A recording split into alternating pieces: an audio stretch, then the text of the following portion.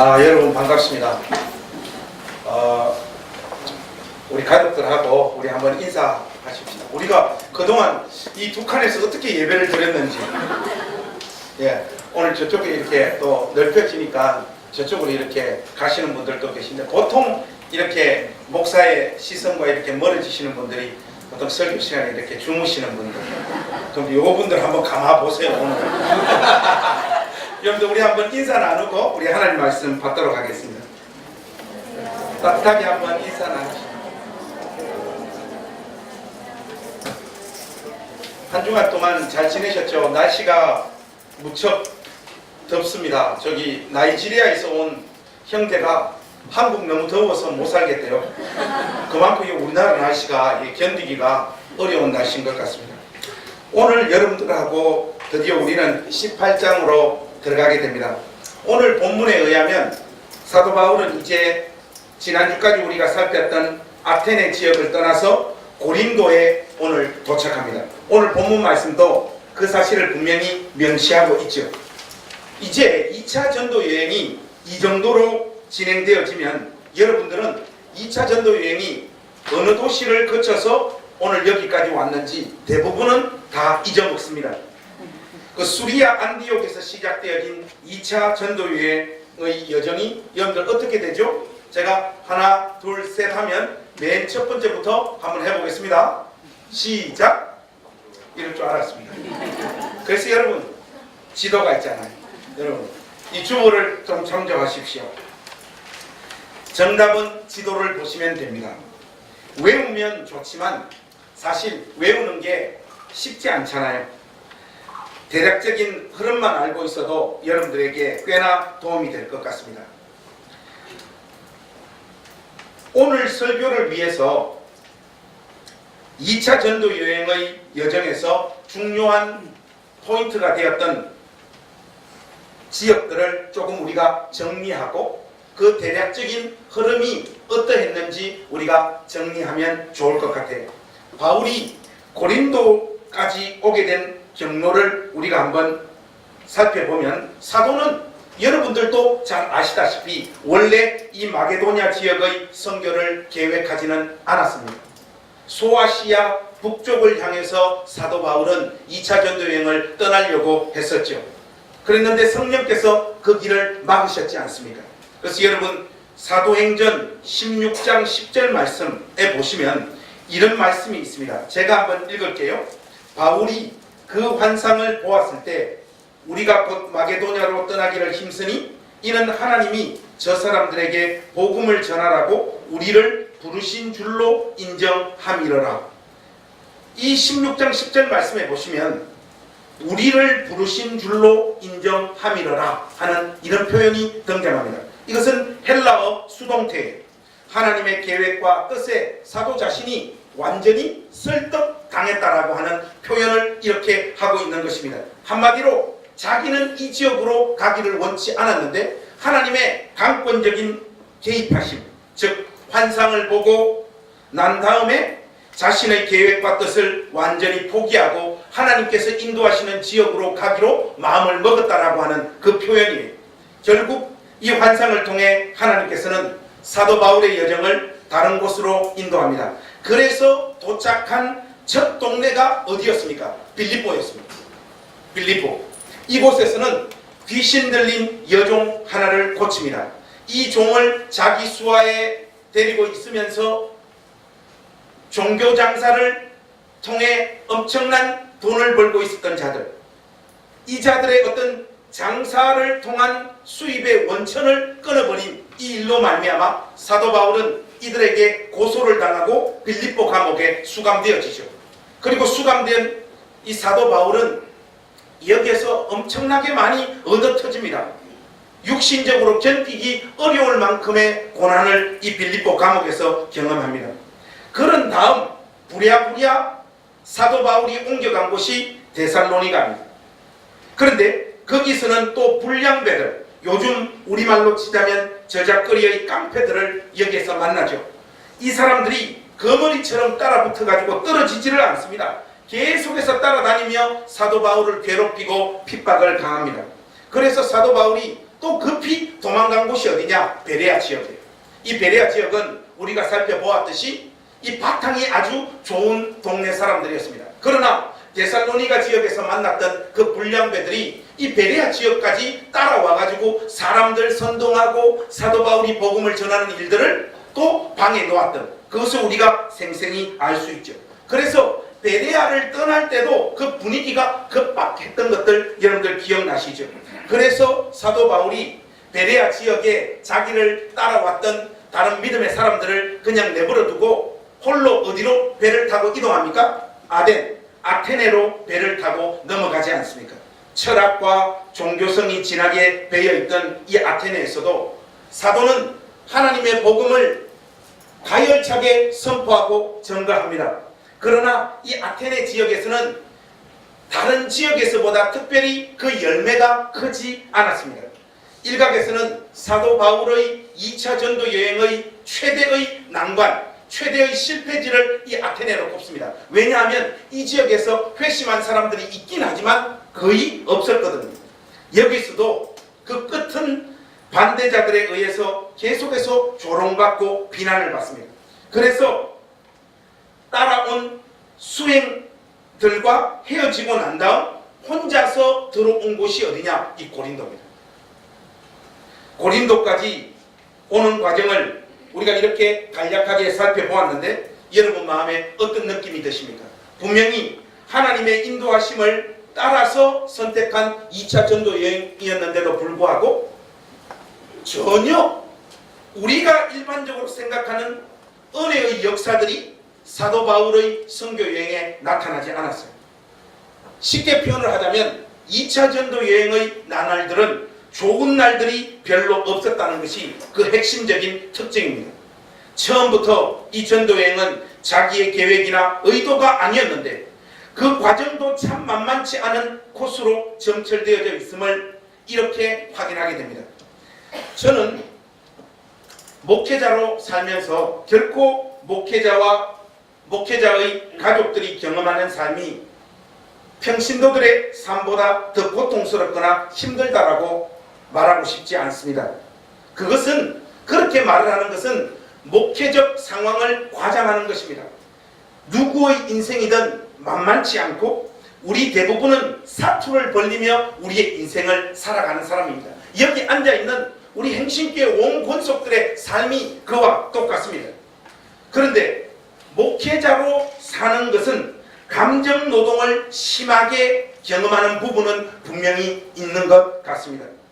제가 왜 이 말씀을 드리는가 하면 사도 바울의 2차 전도 여행을 지켜보면요, 그의 정서적 상태가 어떠한 지점으로 향하고 있는지를 어느 정도 보여요.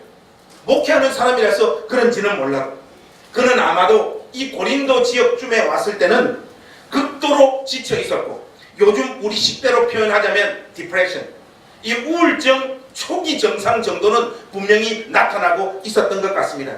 이게 단지 저의 추측이 아니라 성경에서 분명히 말하고 있는 사실입니다. 바울은 고린도에 도착했을 때의 그의 심정을 고린도전서에서 분명히 말하고 있습니다. 여러분 2장 3절 말씀 한번 보시겠습니까? 고린도전서 2장 3절을 우리 한번 같이 읽어봤으면 좋겠습니다. 고린도전서 2장 3절 다 찾으셨죠? 우리 한 목소리 한번 읽겠습니다. 시작. 너희 가운데 갈 때 약하고 두려워하고 심히 떨어놓아. 여러분 이게 핵심입니다. 사도 바울이요, 이 고린도 지역에 들어왔을 때 2차 전도 여행의 그 과정도 고통스럽고 힘들었을 뿐만 아니라 이 고린도라고 하는 이 도시가 뿜어내는 어떤 분위기하고 이게 지금 맞물려 가지고 그 이 심적 상태가 약하고 두려워하고 심히 떨어놓아. 우리가 볼 때 위대한 사도였던 사도가 이런 상태로 내몰리고 있다는 것이 믿어지지 않을 만큼 이 표현이 실감나지 않습니까? 약하고 두려워하고 심히 떨어놓은 바울은 고린도에 도착하기 전 빌립보 감옥에 갇혀 있었고, 베레아에서 추방당했고, 아덴에서는 자신의 모든 지식을 담아 복음을 전했지만 그 결과는 참담했습니다. 바울은 이 충격 속에서 어떻게 하나님 말씀을 증거해야 될지, 그리고 어떻게 선교해야 될지 자기의 가야 될 길이 막막했음이 틀림없습니다. 여기에다가 이제 막 도착한 고린도라고 하는 도시가 뿜어내는 그 분위기에 사도 바울은 심히 압도되어졌던 것이 틀림없는 것 같습니다. 여기에서 우리가 이 고린도라고 하는 도시가 어떤 곳인지를 좀 한번 살펴볼 필요가 있겠습니다. 여러분, 이 고린도는 주전 146년에 로마 제국에게 정복당합니다. 그 일로 이 고린도는 과거에 누렸던 모든 영화를 잊어버리게 돼요. 그러던 중에 주전 44년, 그러니까 사도 바울이 이 고린도 땅에 들어오기 전 약 100년 전에 로마의 카이사르가요, 재양 군인들과 자유인이 된 노예들을 고린도로 집단 이주를 시킵니다.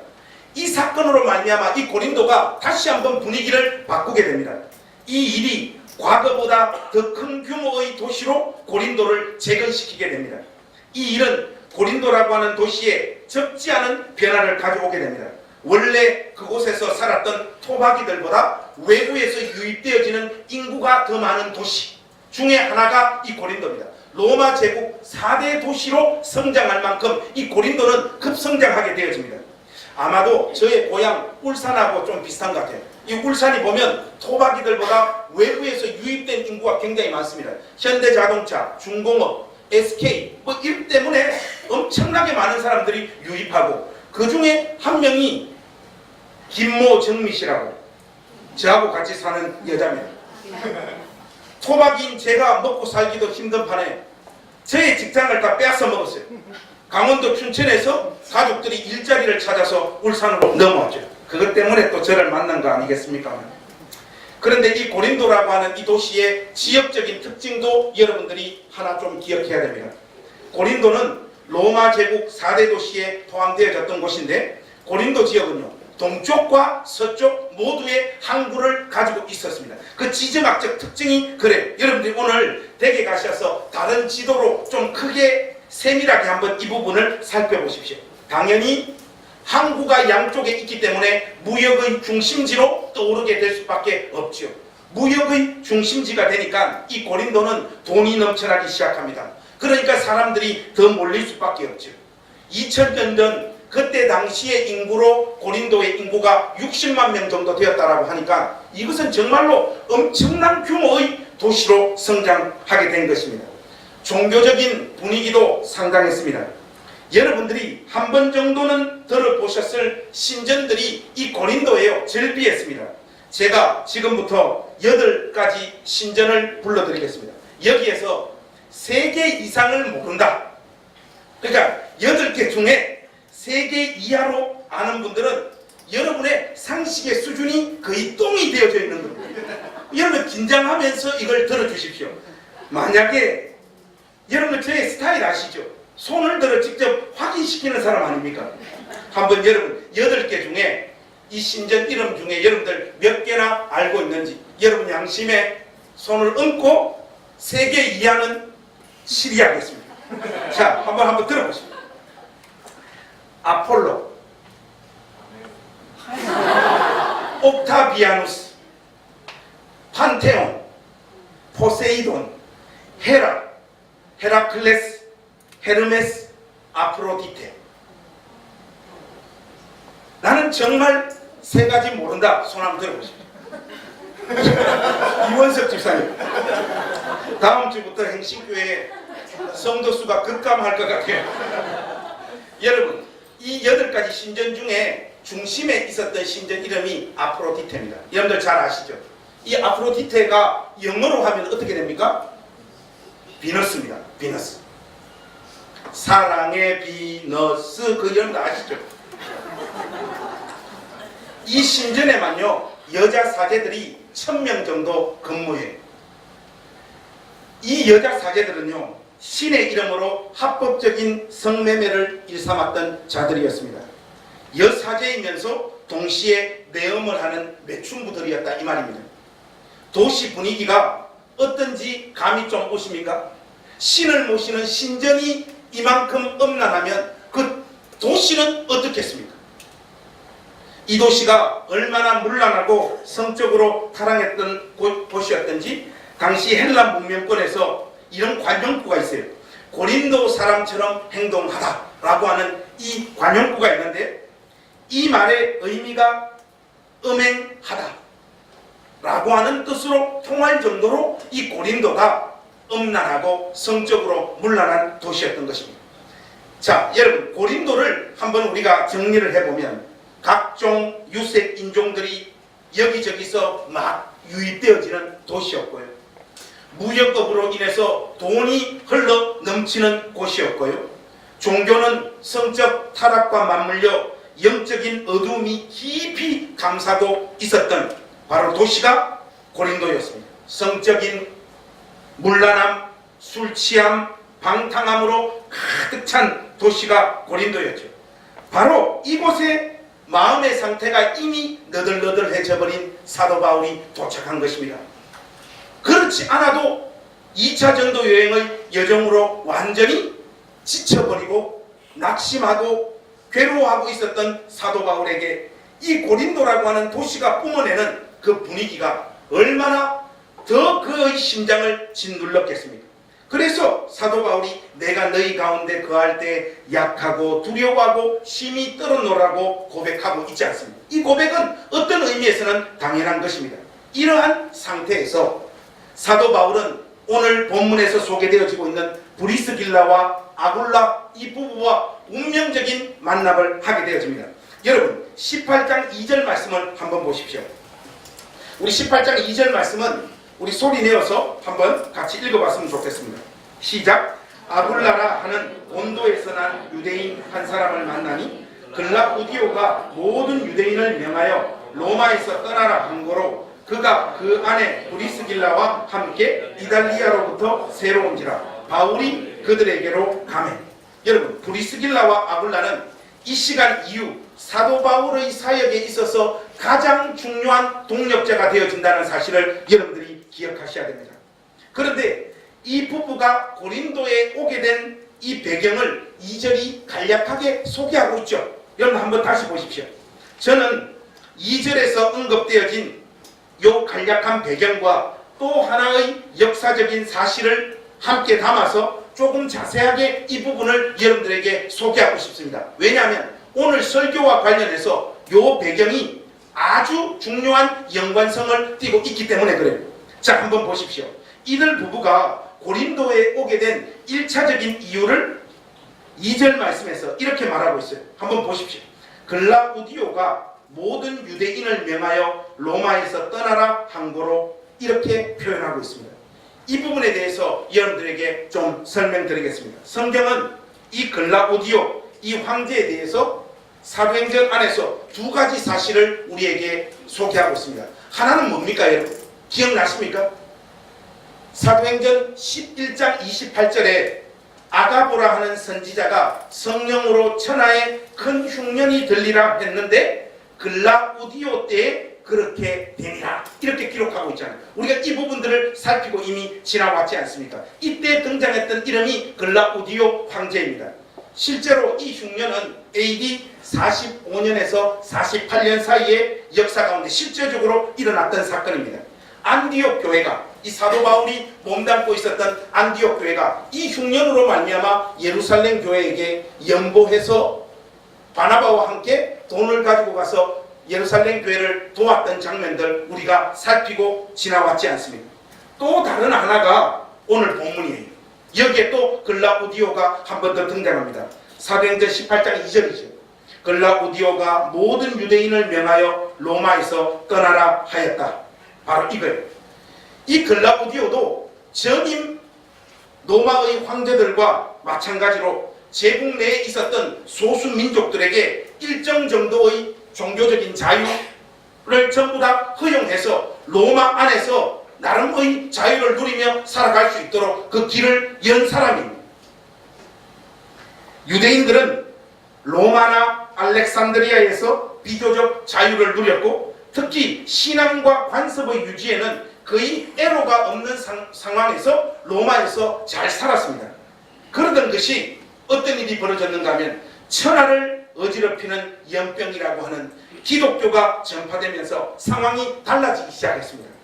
예수님의 죽음과 부활을 믿고 전하는 이들로 인하여 유대인 공동체뿐만 아니라 유대인과 로마인, 유대인과 헬라인 간의 갈등이 심각하게 발생되어지기 시작했던 것이죠. 그래서 이 글라우디오 황제는 1차적으로는 서로 간의 충돌을 자제할 것을 구두로 경고했어요. 근데 이게 멈춰지지 않는 겁니다. 여의치 않아서 집회를 금지하게 되었고, 그것마저 안 되니까 추방 명령을 글라우디오가 내려버렸던 것입니다. 그 로마의 사가였던 수에토리우스가 이 부분을 이렇게 말하고 있습니다. 이 추방령은 크레스투스에 의해 촉발된 유대인들의 계속되는 소란 때문이었다. 이렇게 다른 책에 분명히 기록되어져 있습니다. 이 유대인들의 폭동은요, 로마 제국에 대한 정치 사회적인 폭동이 아니었고 유대인들 간의 종교적 갈등으로 발생되어졌던 폭동이었습니다.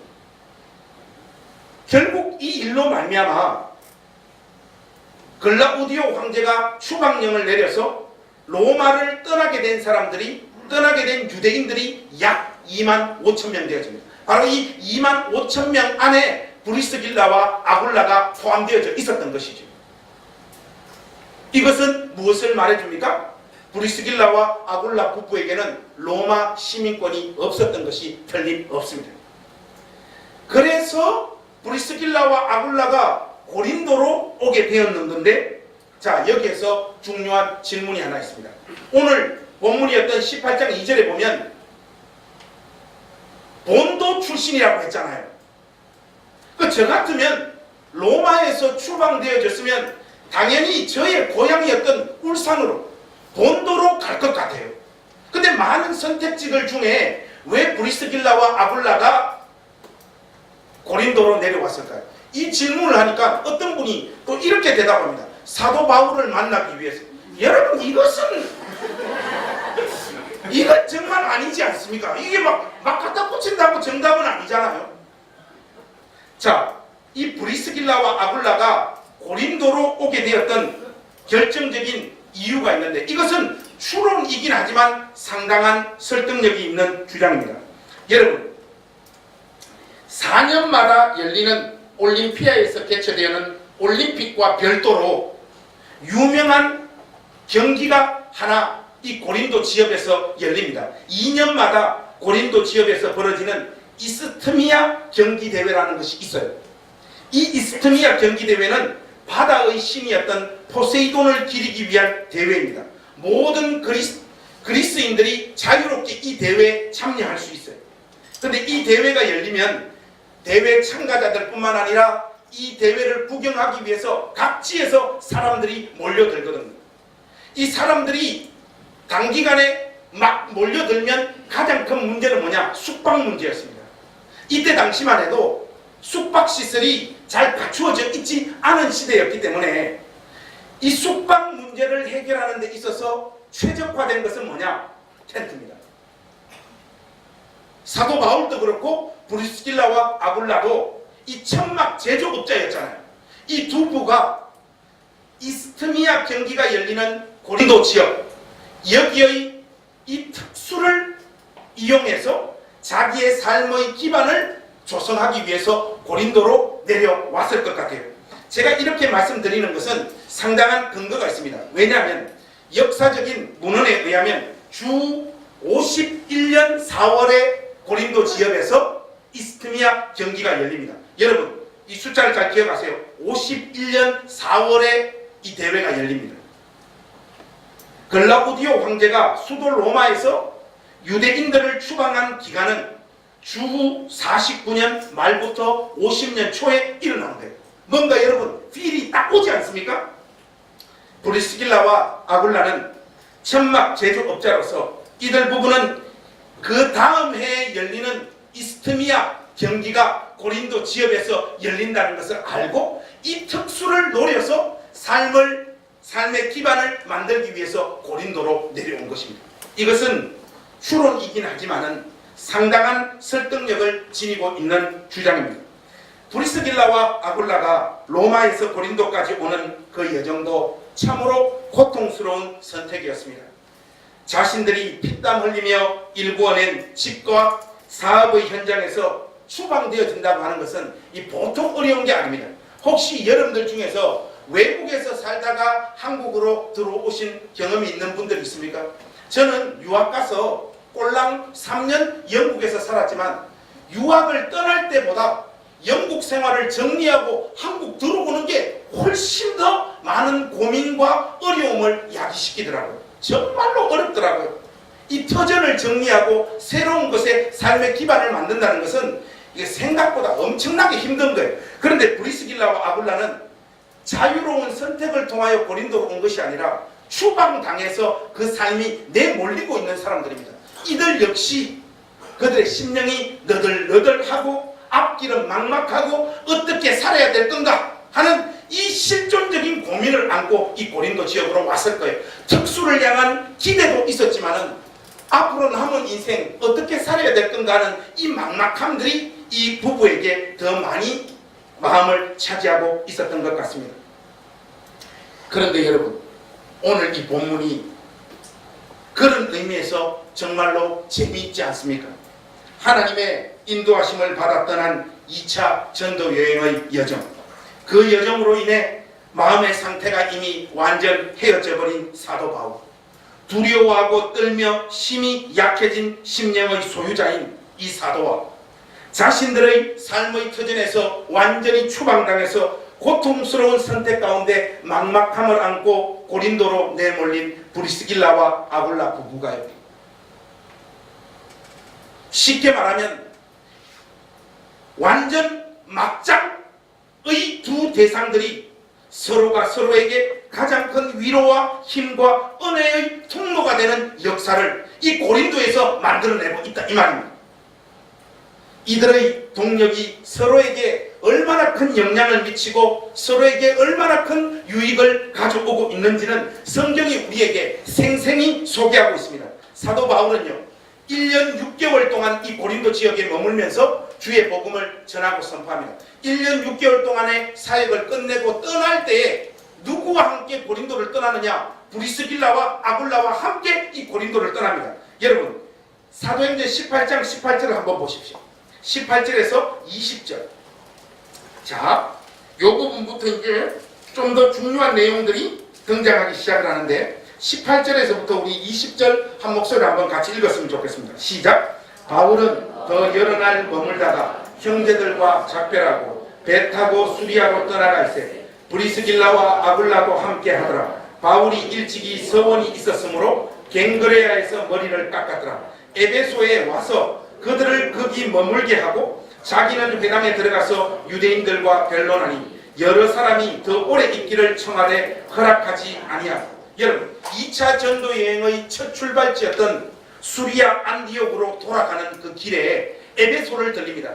이 에베소에 들려서 그 에베소에 누구를 내버려 두고 사도 바울은 수리아 안디옥으로 가는가 하면 이 브리스길라와 아굴라 부부를 바로 이 에베소 지역에 남겨둡니다. 왜 그렇습니까? 장사하기 위함이 아니고 이 에베소에도 주의 교회를 세우기 위함입니다. 아무에게나 이런 역할 맡길 수 없죠. 1년 6개월 동안 사역하면서 아마 사도 바울은 하나님 나라와 그리스도 예수의 복음에 대해서 아주 세밀하고 정확하게 이 부부들을 가르치고 인도했던 것이 틀림없습니다. 어느새 이 브리스길라와 아굴라 부부는 사도 바울에게 있어서 가장 신임받는 존재들이 되었어요. 성경에서 명시적으로 이 부부들의 활약상을 소개하고 있는 장면이 두 군데인데, 여러분 그 18장 24절과 25절, 26절 거기 한번 보세요. 거기는 제가 한번 읽겠습니다. 여러분 눈으로 한번 따라오세요. 알렉산드리아에서 난 아볼로라 하는 유대인이 에베소에 이르니 이 사람은 언변이 좋고 성경에 능통한 자라. 그가 일찍이 주의 도를 배워 열심으로 예수에 관한 것을 자세히 말하며 가르치나 요한은 침례만 알 따름이라. 그가 회당에서 담대히 말하기 시작하거늘 브리스길라와 아굴라가 듣고 데려다가 하나님의 도를 더 정확하게 풀어 이르더라. 여러분, 이 아볼로가 누군가 하면 여러분 히브리서 저자가 누군지 아직도 모릅니다. 사도 바울이라고 하는 사람들도 있고 또 다른 한편에서는 이 히브리서 저자는 아볼로라고 하는 주장들이 신약 학자들 사이에서 아주 설득력 있게 이야기되어지는데 그 이유가 뭔가 하면 여러분 여기에 지금 아볼로를 묘사하는 내용이 뭡니까? 구약에 정통한 사람이잖아요.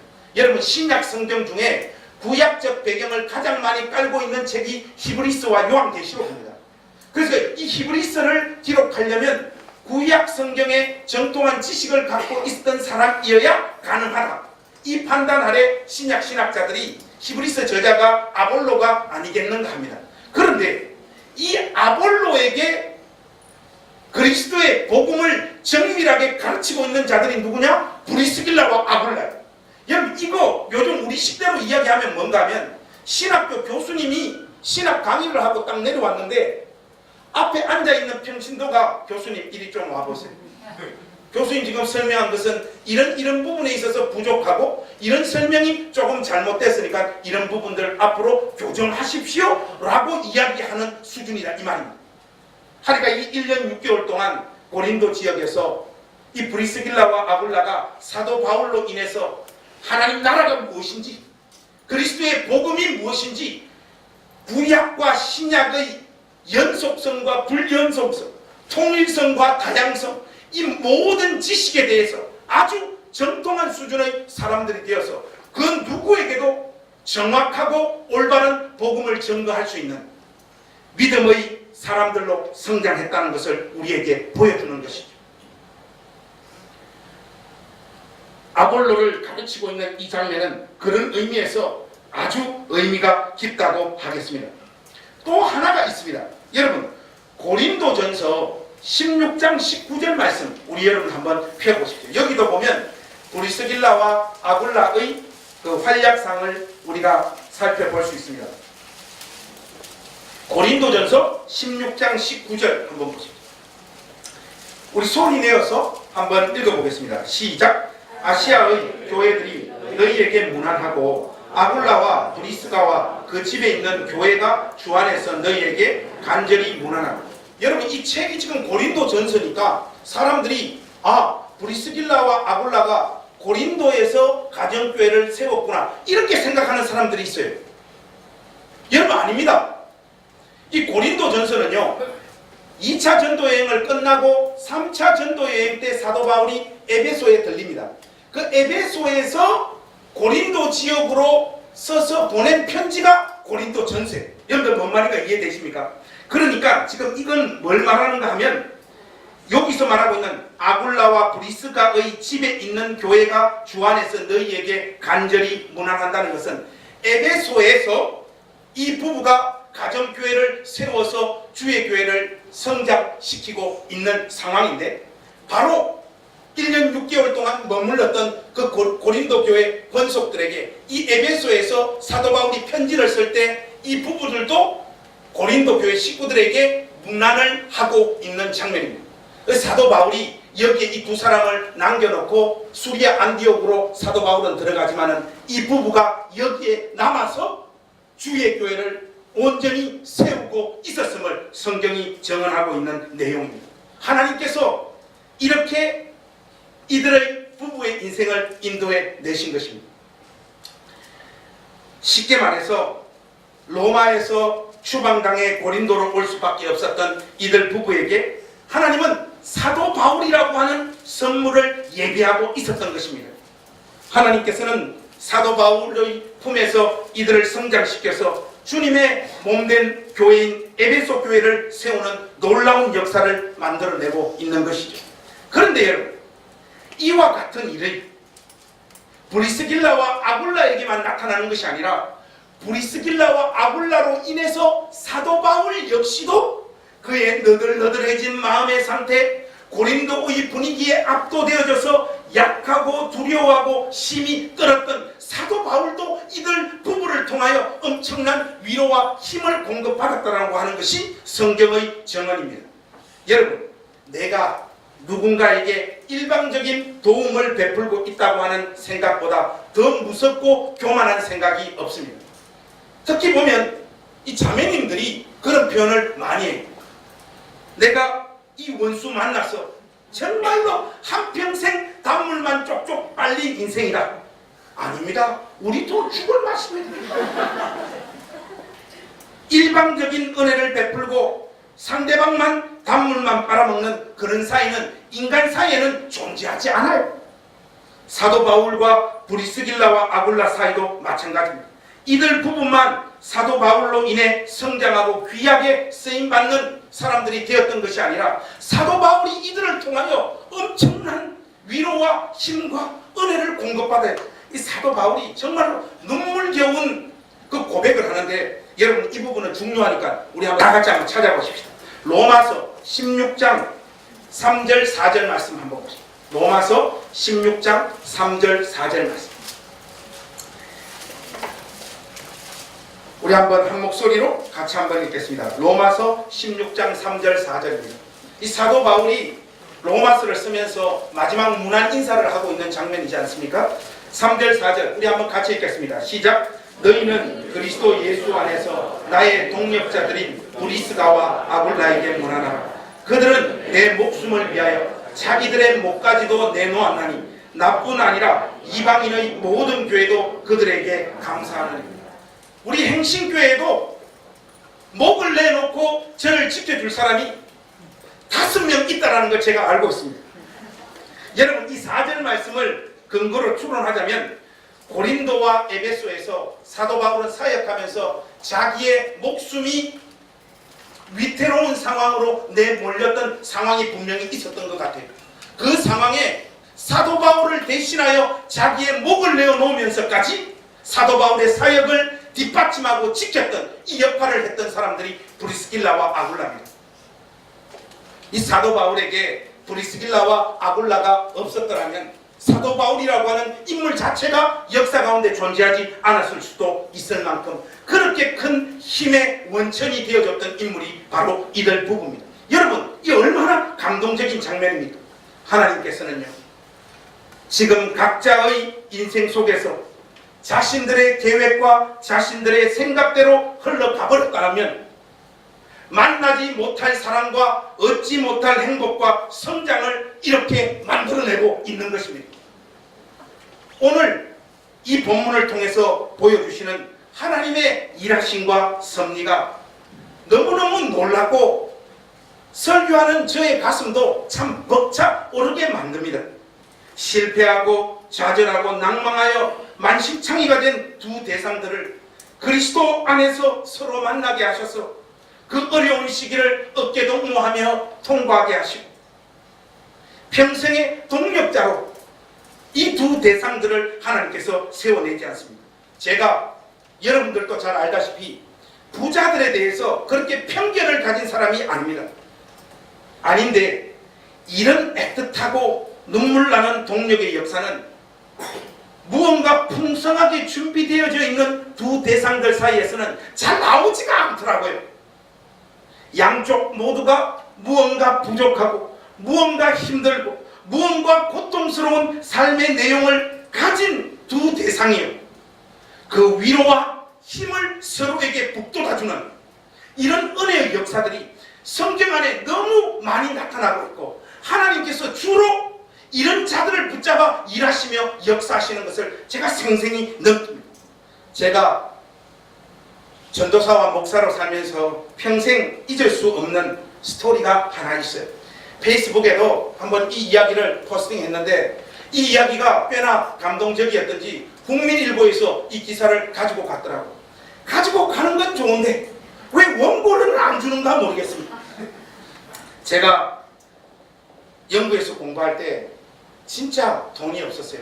저희 집사람하고 우리 지호 임신 5개월 때 돈 300만 원 들고 유학 떠났는데 보통 간증을 많이 하잖아요.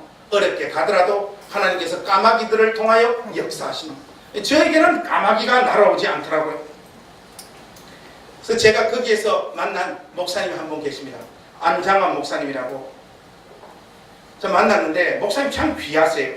하나님 말씀도 참 너무 정통하고 바르게 전하시고, 그러나 교회는 너무너무 작고 우리 가족 포함해서 한 20여 명 되었는지 모르겠습니다. 그렇게 모여서 영국에서 함께 신앙생활을 했는데 어려운 중에서도 가족들이 헌금해서 목사님 사례비도 드리고 그랬죠. 근데 이제 제가 그 교회 전도사가 되고 나니까 저한테 사례비 줄 돈은 없잖아요.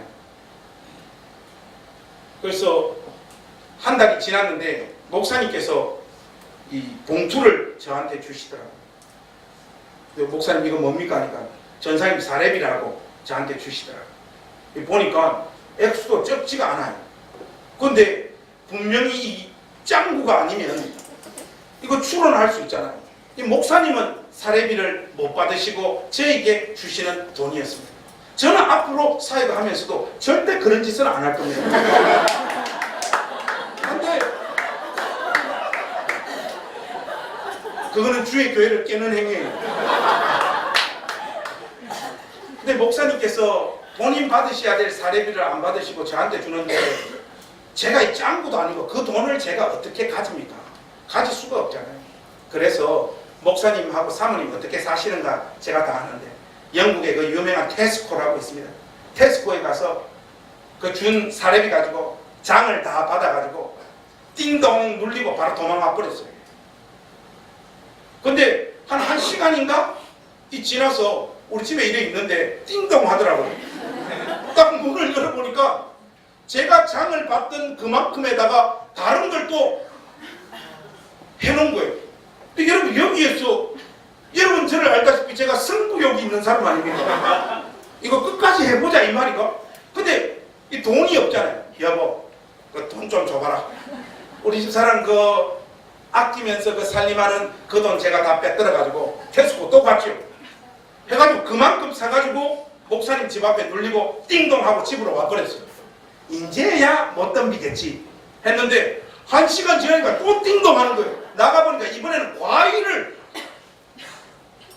이 사람이 지금 여기서 한번 해보자는 말이가 해가지고 제가 또 과일을 사가지고 그 집 앞에 갔는데 목사님이 저 올 줄 알고 대문 앞에 있어가지고 계시더라고요. 전사님 마음 다 아니까 그만하자고 그러시더라고요. 근데 목사님도 가난하고 우리도 가난하고 목사님 집 앞에서 목사 전사 2명이 끌어안고 펑펑 울었어요.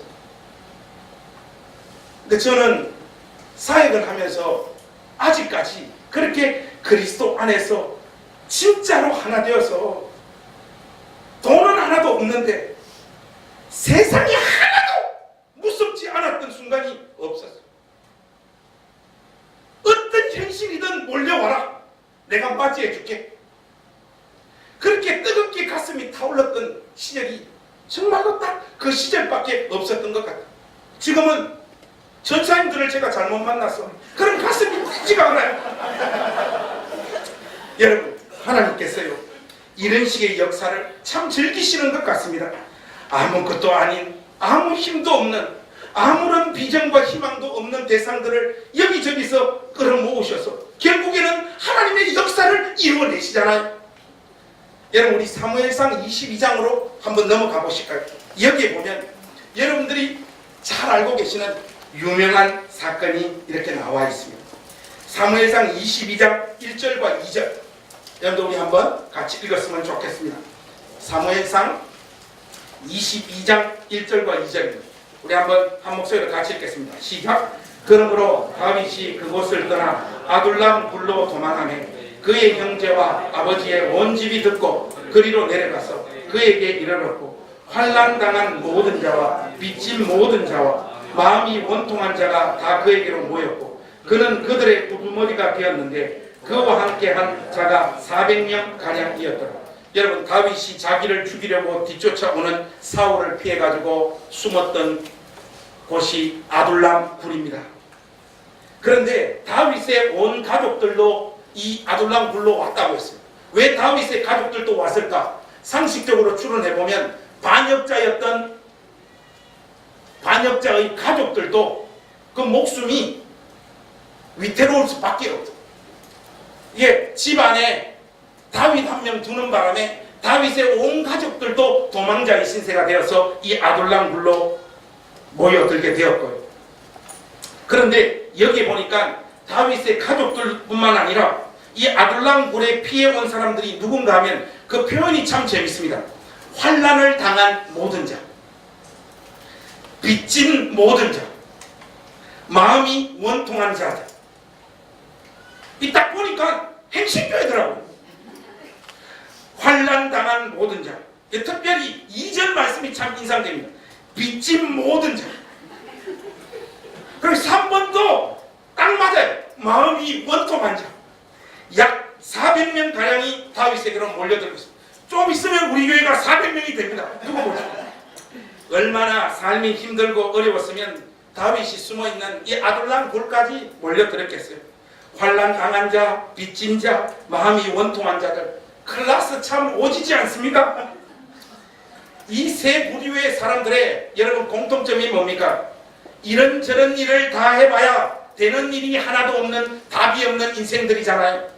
그런데 하나님은 이런 사람들을 통하여 하나님의 일을 하게 하시고 하나님의 살아계심과 은혜와 사랑을 드러내고 있지 않습니까? 이들이 나중에요 어떤 역할을 감당하는가 하면요, 다윗 왕국의 용사들이 되고 장군이 되어집니다. 처음에는 아무 힘도 능력도 발휘할 줄 몰랐는데 이후에는 잘 훈련된 군사들이 되었을 뿐만 아니라 다윗 왕국을 출범시키는 1등 공신으로 이 모든 자들이 하나님 나라의 왕국을 위하여 수고하는 사람들이 되었단 말이죠.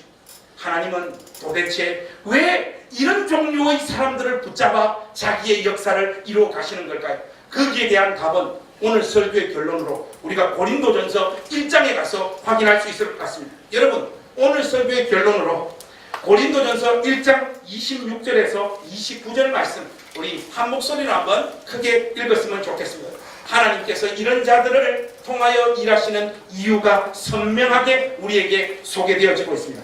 여러분, 고린도전서 1장 26절에서 29절 우리 한번 다 같이 읽겠습니다. 시작. 형제들아, 너희를 부르심을 보라. 육체를 따라 지혜로운 자가 많지 아니하며 능한 자가 많지 아니하며 문벌 좋은 자가 많지 아니하도다. 그러나 하나님께서 세상에 미련한 것들을 택하사 지혜 있는 자들을 부끄럽게 하려 하시고 세상에 약한 것들을 택하사 강한 것들을 부끄럽게 하려 하시며 하나님께서 세상에 천한 것들과 멸시받는 것들과 없는 것들을 택하사 있는 것들을 폐하려 하시나니 이는 아무 육체도 하나님 앞에서 자랑하지 못하게 하려 하심이라. 여러분, 하나님 앞에서 자기의 인생을 두고 내가 제법 잘 살아왔다고 자랑할 수 있는 사람이 어디 있습니까? 우리 주님의 은혜와 사랑이 우리의 영혼을 뚫고 우리를 찾아오면요, 우리 자신이 하나님 앞에서 얼마나 못난 인생이며 무가치한 인생인가를 절절하게 절감하게 되어집니다. 여기 행신교회에 모인 우리 모두는 못난 자들이요 죄인들입니다. 그리고 객관적인 우리의 삶과 인생도 어디에 자랑하거나 내세울 삶의 내용을 소지한 자들이 여기에 별로 없습니다. 우리 행신교회의 자랑은 굳이 이야기를 하자면 예배당이 넓다는 것과 담임 목사가 서울말을 구사할 수 있다는 것, 두 가지밖에 없잖아요. 여러분 다 동의하시죠? 그런데 하나님께서는 각자가 못나고 부족하고 한심하고 답이 없어 보이는 우리 각자들을 서로 그렇게 묶으셔서 우리 자신들도 생각하거나 상상하지 못하는 자리로 저와 여러분들의 삶을 이끌어 가신다는 것, 이 사실을 여러분의 가슴에 새기는 복된 주일이 될 수 있기를 바랍니다. 연약한 자를 통하여 강한 자들을 부끄럽게 하신다라고 하는 이 말씀은 하나님의 일하심이 어떤 과격한 성격을 띈다는 말씀이 아니라 저와 여러분들이 가지고 있는 현실적인 조건의 한심함과 부족함과 연약함과 아무것도 아닌 그것이 하나님께서 당신의 일을 하시는데 조금의 방해거리도 되어지지 않는다는 말씀입니다. 사랑하는 우리 행신교회 가족 여러분, 우리는 아마 우리가 꿈꾸고 소망하고 기대했던 대로 우리 인생이 펼쳐졌다면 여기에 함께 모이지 않았을 거예요. 우리 가족들의 신앙의 여정을 이렇게 보면 전부 다 이런저런 교회에서 나름 충성하고 헌신하고 힘을 다하여 수고한 사람들이었습니다.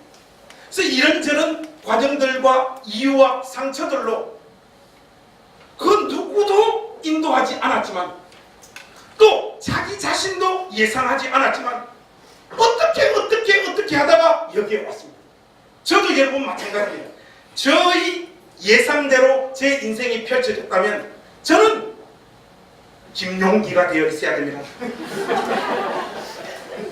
인생이 꼬여서 여기에 와 있는 거예요. 여러분들도 알지 못하는 이유로 방황하고 고민하면서 찾다가 이 시대의 아둘람, 이 행신교회도 어떻게 하다 보니까 이렇게 만난 겁니다. 우리의 객관적인 조건을 보자면 서로가 서로에게 무언가를 줄 수 있을 만한 여유와 금전적인 안정과 마음의 상태가 준비되어져 있는 자들이 아닙니다. 그러나 여러분들도 별 볼 일 없는 인생들이요, 하나님 말씀을 전가하는 저 역시 별 볼 일 없는 목사이지만 하나님께서 이런 자들을 서로 묶으셔서 서로에게 가장 필요한 위로와 힘과 은혜의 역사를 하나님께서 만들어내실 줄로 믿습니다. 여러분, 그러니까요, 교회 오셔가지고 너무 폼 잡지 마시라고요. 여러분, 여기 이곳은요, 공부 많이 한 거, 돈 있는 거, 자기 성격 좋은 거, 신앙생활 어디에서 열심히 한 거, 어디서 직분 받은 거, 그런 거 자랑하는 곳이 아닙니다. 여기는요, 좀 교회에 왔을 때만큼만 연기를 멈추어 주십시오. 여러분이 집에서 하는 그 모습 그대로 내추럴하게 나오시란 말입니다. 까칠하게 보이셔도 괜찮고 여러분들의 허물을 우리 가족들에게 보여도 괜찮습니다. 부족하고 못난 모습들이 만나게 되면 충돌과 갈등이 일어날 것 같지만은 그리스도 예수 안에서는 그것이 은혜를 발생시키는 재료로 바뀌어질 줄로 믿습니다. 오늘 하나님께서 사도 바울과 브리스길라와 아굴라의 인생을 붙잡으셔서 이 역사를 만들어내고 있고, 내가 너희들에게도 이 역사를 연출하겠노라, 그 소망의 말씀을 우리에게 던지고 있는 것입니다. 제가 저 스타일은 아닌데 오늘 설교와 관련해서 이 클로징을 잘해야 될 것 같아서 이런저런 고민을 하다가 여러분 조금 간지럽더라도 그대로 좀 받아주시면 좋겠습니다. 제가 시를 한 편 읽겠습니다. 오늘 설교의 결론입니다. 오늘 메시지와 함께 이 시를 여러분 가슴 속에 이렇게 좀 담아주십시오. 반주.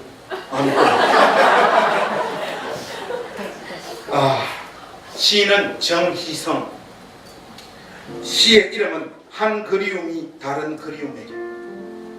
어느 날 당신과 내가 날과 시로 만나서 하나의 꿈을 엮을 수만 있다면, 우리들의 꿈이 만나 한 폭의 비단이 된다면 나는 기다리리 추운 길목에서. 오랜 침묵과 외로움 끝에 한 슬픔이 다른 슬픔에게 손을 주고, 한 그리움이 다른 그리움의 그윽한 눈을 들여다볼 때 어느 겨울인들 우리들의 사랑을 춥게 만들리. 외롭고 긴 기다림 끝에 어느 날 당신과 내가 만나 하나의 꿈을 엮을 수만 있다면.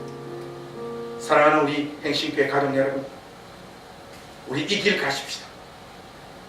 그리스도 예수 안에서 내가 아무것도 준비되어져 있지 않고 다만 환난을 만난 자요, 마음이 원통한 자요, 빚진 자이기에 형제에게 그 어떤 것도 해줄 수 없는 존재라고 여러분 자신을 객관적으로 그렇게 판단하고 있지만, 바로 그 상처, 그 괴로움, 그 인생의 짐 위에 하나님의 은혜의 역사가 함께할 때 아무것도 아무런 역할도 못할 줄 알았던 여러분의 인생도 바로 여러분 옆에 앉아있는 바로 그 사람에게 인생에서 누려야 될 가장 적절하며 가장 큰 은혜의 통로가 될 줄로 믿습니다. 이 은혜의 역사가 여러분 인생 가운데 넘치게 되시기를 우리 주님의 이름으로 축복합니다. 기도하겠습니다.